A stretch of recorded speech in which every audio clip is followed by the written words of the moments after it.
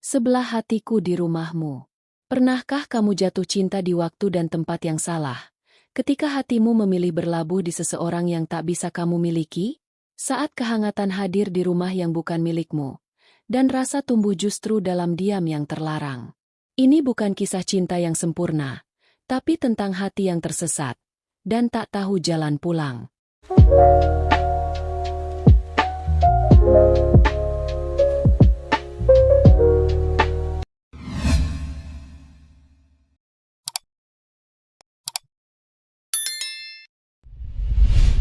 Hai Sobat Satu Atap, tempat di mana kisah yang tak pernah bisa diceritakan akhirnya menemukan rumah.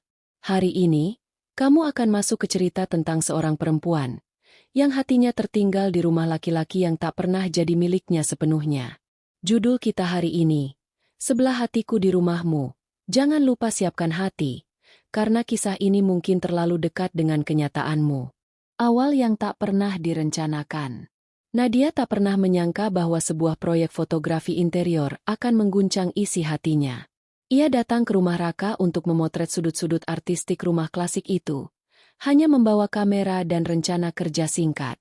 Tapi begitu pintu dibuka, dan tatapan mata mereka bertemu, ada getaran yang aneh. Raka menyambutnya dengan senyum tenang, mengenakan kemeja putih yang digulung di lengan. Aroma kopi dan kayu manis samar menyelimuti ruangan. Rumah itu terasa hangat, terlalu hangat untuk tempat asing. Di sela pemotretan, mereka saling bertukar cerita kecil tentang buku, musik, bahkan kesepian yang jarang diakui. Raka tak menyebut istrinya, dan Nadia tak bertanya. Tapi sorot mata mereka sering bertemu lebih lama dari seharusnya. Jarak tubuh mereka makin lama makin tak terasa. Saat Raka merapikan rambut yang menutupi wajah Nadia dengan ujung jarinya, waktu seolah berhenti. Nafas mereka hanya sejengkal. Tak ada yang berkata apa-apa. Tapi tubuh mereka bicara, dengan keheningan yang menggoda. Malam itu, Nadia pulang dengan hati yang berdebar. Ia tahu ini salah. Tapi ada sesuatu di balik pintu rumah itu, yang membuatnya ingin kembali. Lagi dan lagi. Rumah itu terlalu hangat. Nadia mulai datang lebih sering.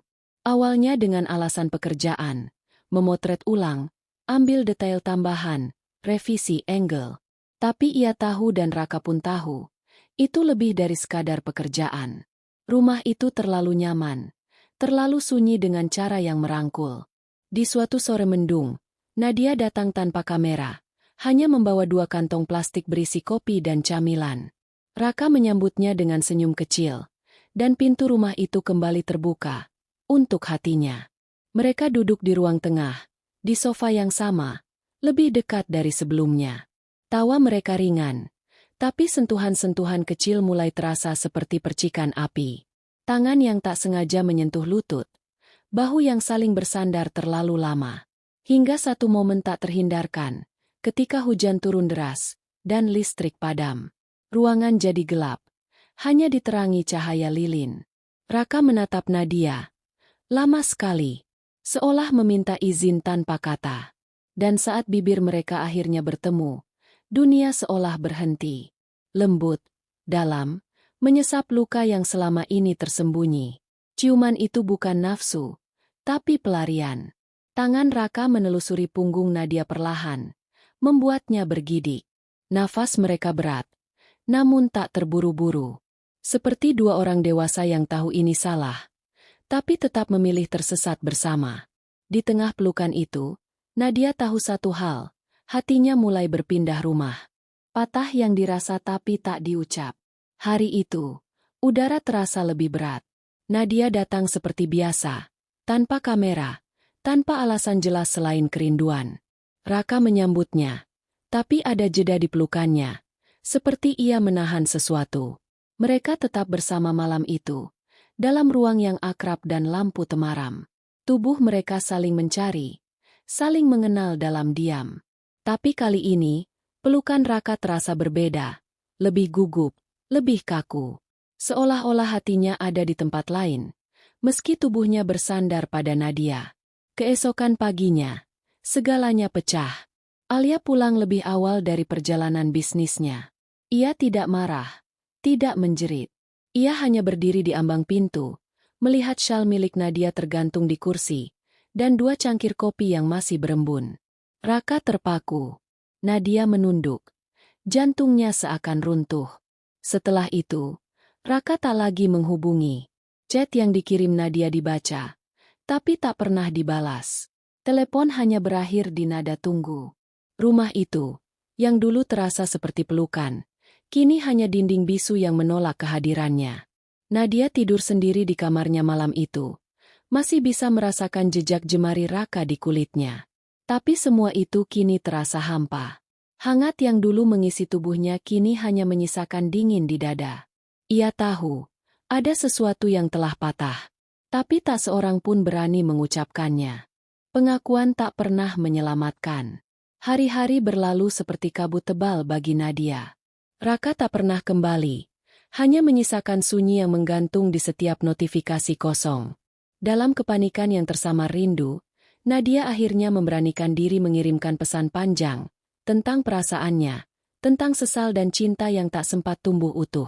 Ia tahu betul, hatinya bukan hanya jatuh, tapi telah menetap diam-diam di rumah laki-laki yang tak pernah benar-benar sendiri. Sementara itu, di balik dinding rumah itu, Alia dan Raka duduk berdua dalam keheningan. Wajah Alia datar, tak menunjukkan amarah, hanya kelelahan yang sudah menahun. Ia tak menangis. Aku tahu, sejak awal, ucapnya pelan. Aku hanya ingin lihat, seberapa jauh kau tega membawa orang lain masuk ruang yang dulu kita bangun bersama. Raka tak menjawab. Di matanya, tak ada pembelaan, hanya rasa bersalah yang dalam, dan kebingungan yang tak punya arah pulang. Beberapa hari setelahnya, Nadia mendapat balasan. 1 kalimat pendek. Kau akan selalu jadi rumah, yang tak pernah bisa kujelaskan keberadaannya. Tangannya gemetar saat membaca. Sebagian dirinya merasa lega karena diakui. Tapi selebihnya hancur. Karena cinta itu, walau nyata, tak punya tempat hidup. Malam itu, ia berbaring di tempat tidur, masih bisa merasakan sentuhan Raka yang dulu membuatnya menggigil. Tapi kini, yang tersisa hanyalah kosong.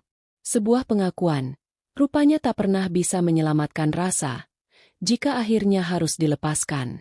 Sebelah hati yang tak pernah pulang. Sudah 3 bulan sejak Nadia memutuskan pergi dari kota itu. Ia tak berpamitan, tidak ke Raka, tidak ke siapapun. Ia hanya berkemas, membawa kameranya dan sisa-sisa hati yang tak utuh. Kini, ia membuka studio kecil di sudut Bandung, dikelilingi tanaman gantung dan jendela besar. Tapi setiap sore, saat cahaya matahari menyusup malu-malu lewat kaca, ia selalu mengingat ruang tamu di rumah itu. Bau kayu manis, tawa pelan, dan sentuhan jari yang menjalar pelan ke tengkuknya. Tak ada malam tanpa kenangan tubuh yang pernah saling menyatu. Meski hanya sebentar, setiap pelukan, ciuman, dan bisikan itu kini menjadi hantu lembut yang datang ketika Nadia menarik selimut. Kadang, ia masih bisa merasakan Raka menciumnya di antara mimpi dan sadar, membelai lembut kulitnya, membuat tubuhnya menggeliat dalam sepi yang panas. Tapi Nadia tahu, ia bukan lagi seseorang yang ditunggu. Ia adalah persinggahan yang terlalu nyaman untuk ditinggali, tapi terlalu salah untuk dimiliki. Di layar ponselnya, nama Raka masih tersimpan. Tak pernah dihapus, tapi tak pernah lagi dihubungi. Ia bukan luka.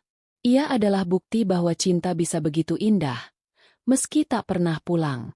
Terima kasih sudah menetap sejenak di satu atap, dan ikut merasakan luka yang tak pernah diucapkan dalam kisah sebelah hatiku di rumahmu. Kita baru saja mengikuti perjalanan seorang perempuan yang mencintai dalam diam, memeluk dalam sembunyi, dan akhirnya pergi tanpa benar-benar lepas.